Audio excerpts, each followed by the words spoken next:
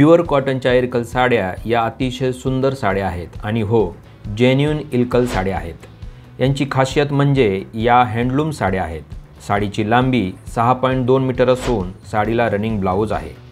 साडीचा पदर हा टोप पल्लू आहे। आणखी खासियत म्हणजे पल्लू हा प्युअर सिल्कचा बनलेला आहे। यामध्ये विविध कलर्स उपलब्ध आहेत।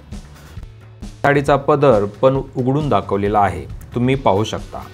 अशा साड्या तुम्हाला नक्की आवडतील।